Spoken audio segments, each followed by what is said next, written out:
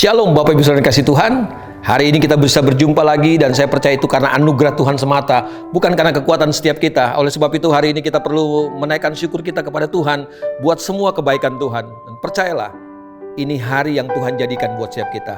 Mari kita bersuka cita buat hari ini. Ini hari yang luar biasa Tuhan siapkan buat setiap kita. Mari kita renungkan lagi firman Tuhan. Dan hari ini saya ambil dari Matius pasal yang ke-13.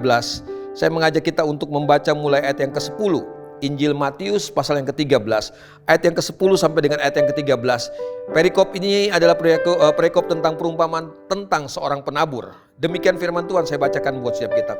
Maka datanglah murid-muridnya dan bertanya kepadanya, "Mengapa engkau berkata-kata kepada mereka dalam perumpamaan?" Jawab Yesus, "Kepadamu diberi karunia untuk mengetahui rahasia kerajaan sorga, tetapi mereka tidak.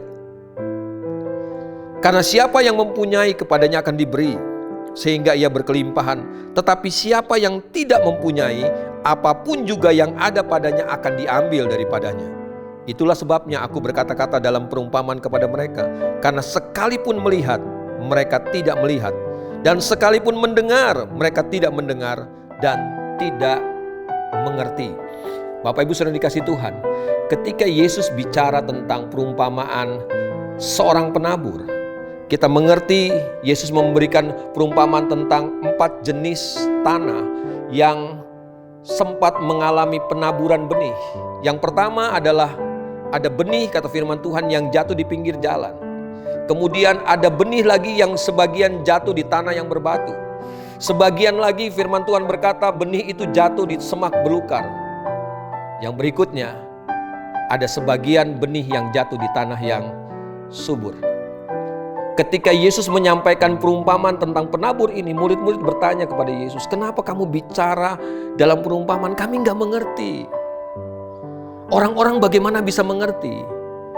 Yesus memberikan jawaban buat setiap murid-muridnya, bahwa semua kalau kita mau mengerti firman Tuhan, itu tergantung dari bagaimana keadaan hati kita.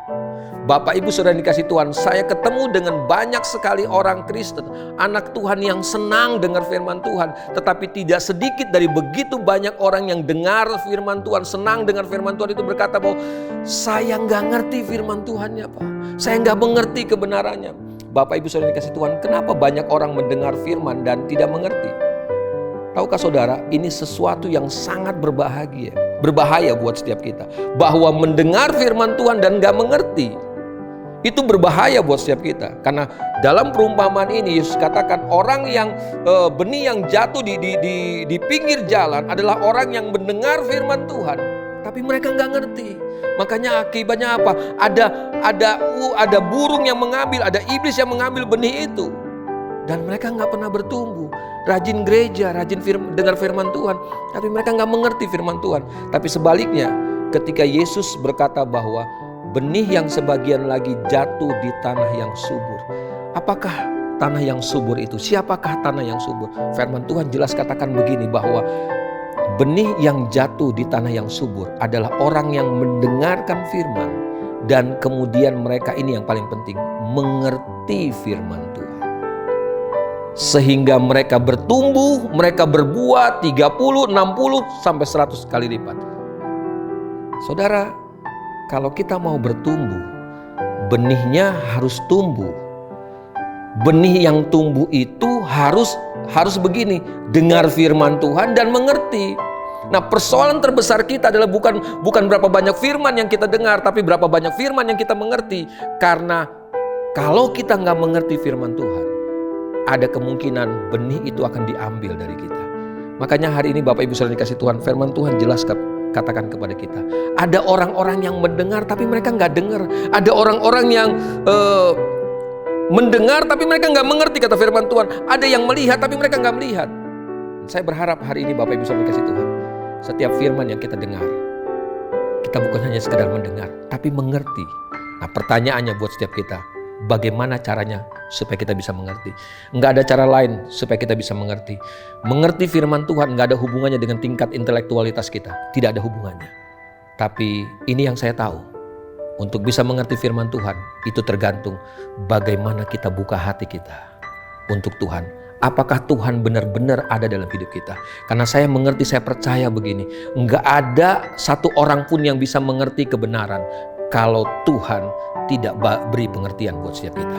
Mari Bapak Ibu Saudara kasih Tuhan, biarkan hatimu, biarkan pikiranmu dikuasai oleh Tuhan, dikuasai oleh Roh Kudus. Karena cuma pekerjaan Tuhan, pekerjaan Roh Kudus dalam hidup setiap kita yang akan membuat kita mengerti firman Tuhan.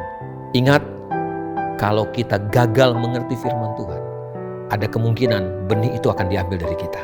Tapi kalau kita dengar firman dan kita mengertinya, ada kemungkinan hidup kita akan berbuah-buah. 30 kali lipat, 60 kali lipat, 100 kali lipat. Mana yang kita pilih hari ini? Bukan cuma sekedar dengan firman Tuhan, tapi mengertilah firman Tuhan. Mari kita tundukkan kepala, kita berdoa.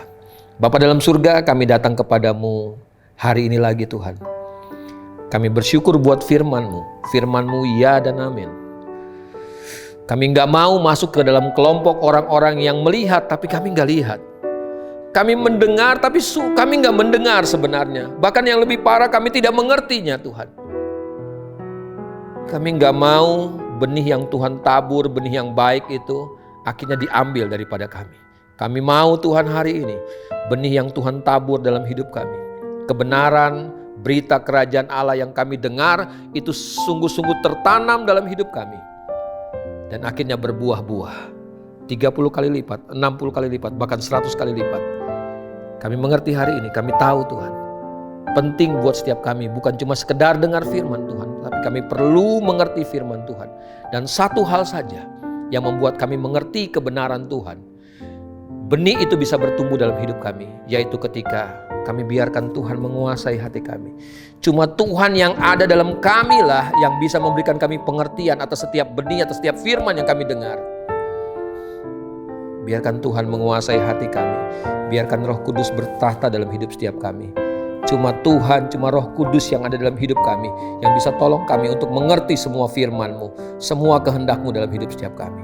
Supaya akhirnya hidup kami bukan jadi hidup yang biasa-biasa, hidup yang berbuah-buah. Terima kasih Bapa Surgawi buat firman-Mu. Kami percaya orang yang berbahagia adalah orang yang dengarkan firman dan lakukan firman dalam kehidupannya. Terima kasih Bapa Surgawi, demi nama Yesus Kristus Tuhan kami berdoa mengucap syukur kepada Bapa di surga. Amin.